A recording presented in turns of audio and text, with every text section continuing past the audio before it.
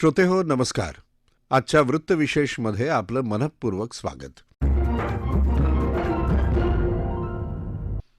आपणास दीपावलीच्या हार्दिक स्नेहमय शुभेच्छा. दीपावली काय आहे या शब्दाचा अर्थ? आवली म्हणजे पंक्ती किंवा रांग. दिव्याची पंक्ती म्हणजेच इवल्याशा पण आसमंत उजळवणाऱ्या दिव्यांची रांग. रोषणाई म्हणजे दीपावली. प्रकाशाचा, तेजाचा, आनंदाचा हा उत्सव. असत प्रवृत्तीवर सत्प्रवृत्तीनं मिळवलेल्या विजयाचा हा दिवस. अंधारातून प्रकाशाकडे, अज्ञानातून ज्ञानाकडे नेणारा सुखद प्रवास म्हणजे दीपावली. बहीण भावाच्या प्रेमाचा, पती पत्नीच्या नात्याला अजोड ठेवणारा असा कौटुंबिक आनंदाचा हा सोहळाच. नरक चतुर्दशीच्या दिवशी आपण अभ्यंग स्नान करून आणि नरकासुराचा प्रतिकात्मक वध करून दिवाळीला सुरुवात केली. आपल्या प्रत्येकाच्या मनातल्या कोपऱ्यात ही दिवाळी जपलेली असते. अगदी बालपणी आईनं कुडकुडत्या थंडीत लावलेलं उठणं आणि फटाक्यापासून फराळापर्यंत सारं मनाच्या गाभाऱ्यात दरवळत असतं. आज आपण आपल्या रंगकर्मींच्या मनातली दीपावली आजच्या वृत्तविशेषमधून अनुभवणार आहोत.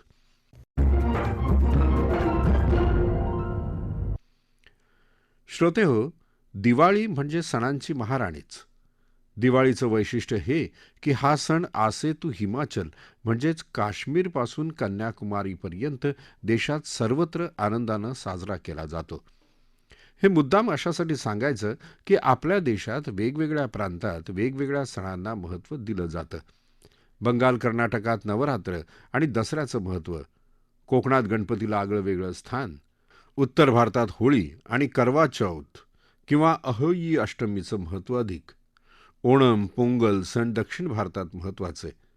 पण दिवाळी हा एकमात्र सण असा आहे की तो सर्वत्र अतिशय उत्साहानं साजरा केला जातो. दिवाळी हा सण कौटुंबिक नात्यांची वीण घट्ट करत जातो.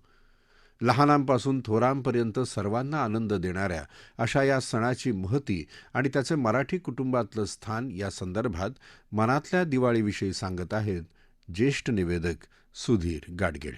आठवणीतली दिवाळी मनात आणायची म्हणजे तडक 60 वर्ष मागे जायला हवं. मी नववी शाळेमध्ये 5वी-6वीत होतो. साल 1963-64 असेल. सामूहिक परीक्षा संपली की लगेचच दिवाळी असायची. त्यामुळे दुपारी अभ्यास करत असताना चकली, चिवडा, लाडू, करंजी, शंकरपाळ्या यांची चुरचूर आणि वास कानी आणि नाकी असायचा. स्वयंपाकघरात डोकावून बुंदीच्या लाडवाचा तुकडा उचलावा असं मनात आलेलं आई, आजी या मंडळींच्या ध्यानी यायचं आणि नैवेद्य दाखवण्याकरी दिवाळीपूर्वी काही मिळणार नाही असा कडक वाटा हुकूम निघत असते. आकाशकंदील करणं, नवीन शर्ट पॅन्ट कशी घ्यायची याचे वेध लागलेले असत. घराला गेला बाजार देवघर तरी काका मंडळींनी रंगवायला घेतलेला असेल. प्रत्यक्ष दिवाळीच्या आनंदात वैतागाची गोष्ट एकच होती ती म्हणजे पहाटे उठायला लागणं, गरम पाण्यानं आंघोळ करायला लागणं, आकाशकंदील टांगणं आणि त्यावेळेच्या कृत्रिम दिव्यांचा प्रकाश नसण्याच्या वातावरणात घरातल्या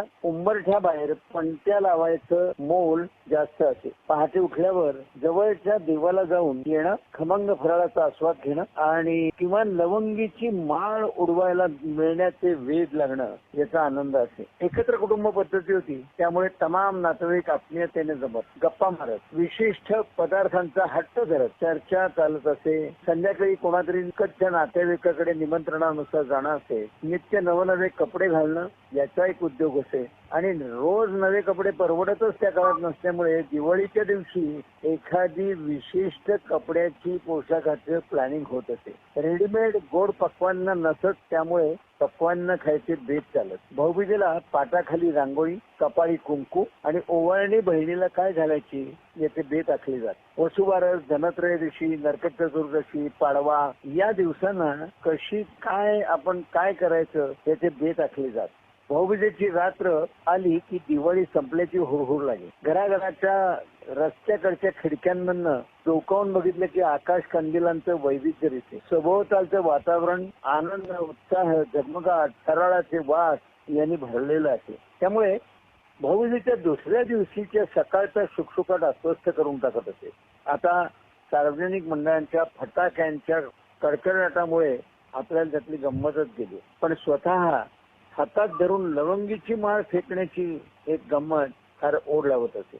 12 महिने रेडीमेड पक्वान्न आणि पदार्थ उपलब्धच नसल्याने पाडव्याला जेवायला काय याची उत्सुकताही आता संपली. त्यामुळे दिवाळीत कुठले कपडे घालायचे याचं प्लॅनिंगही आता थांबलंय. त्यामुळे दिवाळीचं त्या आनंदाचं विशेषतः त्याच्या नियोजनाचं सगळ्या गोष्टी मनातनं हद्दपार झाल्यात. मग अशी आत्ताची दिवाळी आपण लक्षात ठेवणार तरी कशी आणि आठवणार तरी काय? खरं तर दिवाळीत धार्मिक अवडंबर काहीच नाही. तो केवळ सामाजिक सौहार्दाचा सण आहे. कौटुंबिक जवळीकीचा आनंदोत्सव आहे तो. म्हणूनच अन्य धर्मीय सुद्धा दिवाळीच्या आनंदात सहभागी झालेले दिसतात. विदेशातही अनेक ठिकाणी दिवाळी फेस्टिवल साजरा होतो. फेस्टिवल ऑफ लाईट्स हेच आता या उत्सवाचं जगभरातलं स्वरूप आहे. पण दिवाळी ही आपली तेजस्वी धार्मिक परंपरा आहे. इथल्या ऋतुमानाशी ती निगडीत आहे. अमावस्येचा काळोख दूर करून उगवत्या संवत्सराला सामोरं जाताना 10 दिशातून प्रकाशाची उधळण करावी. कुटुंबातील परस्परांच्या प्रेमाला या सणाच्या निमित्तानं नवस्नेह तेज बहाल करावं असा हा सण आहे. या सणाच्या मूळ आणि आता बदलत्या स्वरूपाविषयी सांगत त्यानुरूप आपण कसं बदलायला हवं याविषयीचं मनोगत ऐकूया सुप्रसिद्ध दिग्दर्शिका, लेखिका आणि अभिनेत्री संपदा कुलकर्णी यांचं. 2023ची दिवाळी नित्यनेमाने येणारा खरं तर हा दिवाळी सण.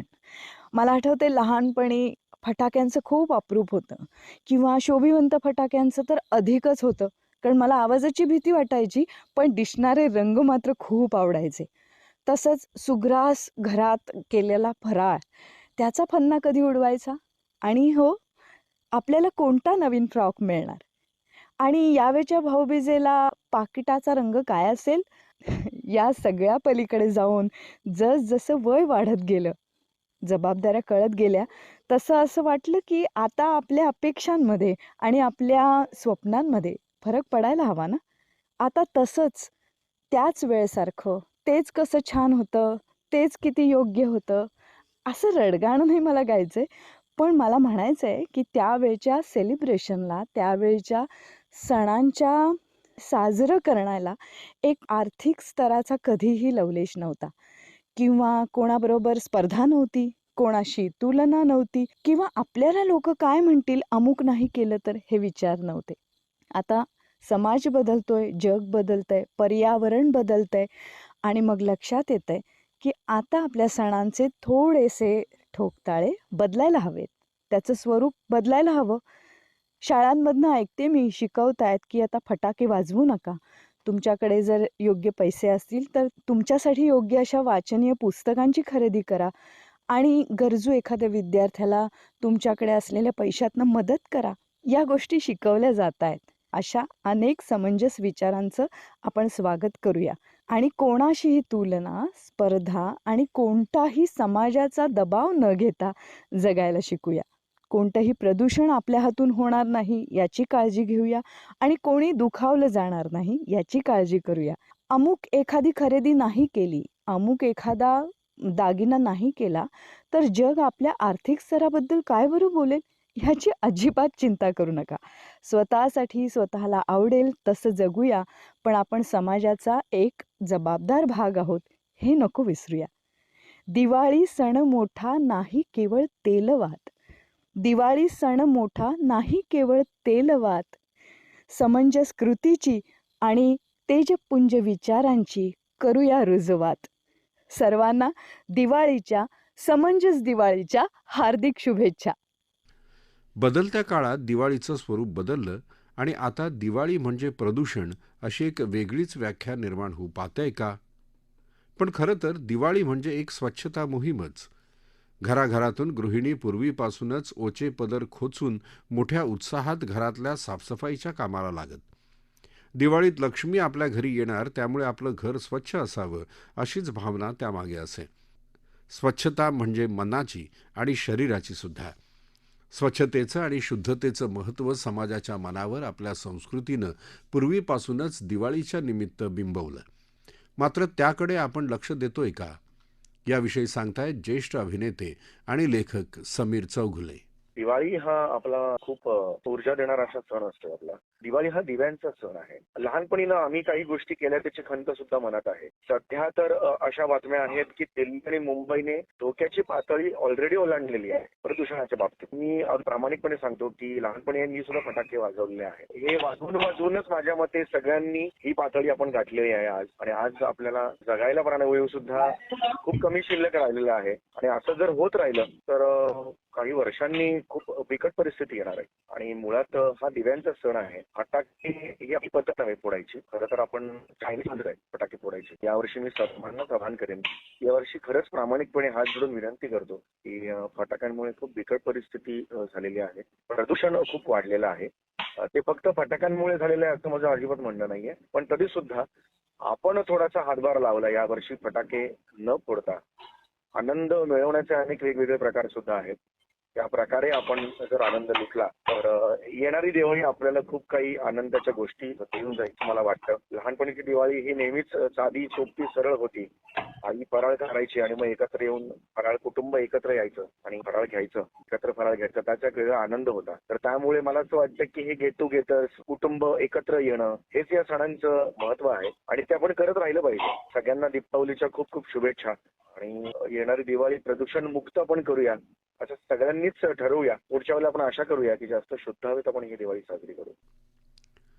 निसर्गाशी निगडीत असलेला हा दिवाळी सण साजरा करण्याची पद्धत आपण अधिकाधिक निसर्गानुरूप करूया. अतिउत्साहात निसर्गाचं पर्यावरणाचं नुकसान होणार नाही याची काळजी घेऊया. मग निश्चितच आपल्या मनातली दिवाळी पूर्वी इतकीच प्रसन्न मंगलमय होईल.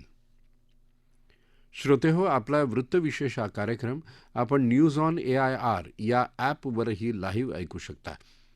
याबरोबरच मुंबई AIR न्यूज या यूट्यूब चॅनेलवर या कार्यक्रमाचं ध्वनिमुद्रण आपल्याला कधीही ऐकता येईल. याबरोबरच आजचा वृत्तविशेष हा कार्यक्रम संपला. हा कार्यक्रम आकाशवाणी मुंबईच्या प्रादेशिक वृत्त विभागानं सादर केला. संपादन आणि सादरकर्त्या सरस्वती कुवळेकर, निर्मिती सहाय्य सुनीता नागपुरे, लेखन आणि समन्वय नरेंद्र बेडेकर, निवेदन राजेश शिरभाते.